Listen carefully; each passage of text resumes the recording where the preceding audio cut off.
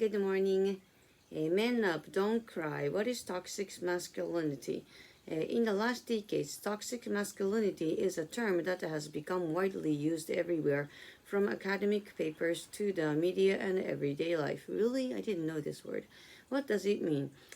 Cambridge Dictionary calls it ideas about the way that men should behave that are seen as harmful. For example, the idea that man should not cry or admit weakness. So like macho, mentally macho. It is worth comparing that to the same dictionary's definition of masculinity, the characteristics that are traditionally thought to be typical of or suitable for men. Or as Queensland University of Technology professor Michael Flood wrote in Conversation 2022, masculinity refers to society's expectations of males. These expectations depend on the culture of a particular place and they change over time, but they have included things like physical strength, aggression, social dominance, and resistance to showing emotion. The expectation may also be that men and boys should only take part in activities that reflect these characteristics, and just as importantly, avoid things that would be considered feminine.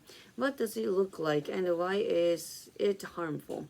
Masculinity itself is not necessarily harmful, but you could call toxic masculinity the worst of masculinity when these stereotypes begin to harm others and the men themselves.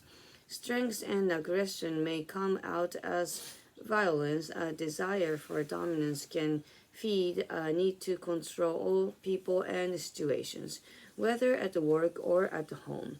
Men who think emotion is evidence of weakness may find they suppress their feelings and are unwilling to seek help when they need it, something that could be lead to depression and other mental health concerns, as well as damage to relationships with others. They may also limit their interest and avoid taking part in activities or helping in tasks they believe to be unmasculine.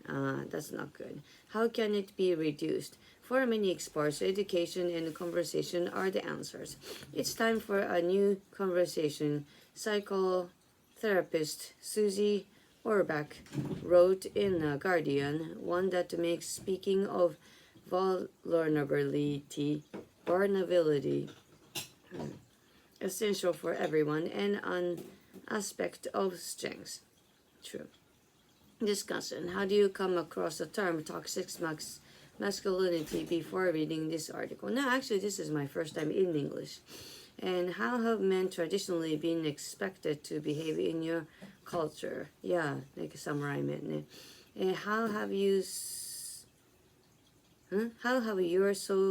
society's expectations for men changed in recent decades? What aspects of masculinity would you describe as harmful? What do you think could be done to reduce toxic masculinity? Education でしょうね。Further discussion, what are some of the most common gender stereotypes in your country? How have attitudes towards gender roles changed in your country over time? How do you expect gender roles to change over the next few decades? I hope it's mild, but extreme change is not good either. Has gender equality has improved in your country over your lifetimes? A little bit, I think, yes. Masculinity is what you believe it to be. I think masculinity and femininity is something that's very old-fashioned. Johnny Ware, what are your thoughts on this statement?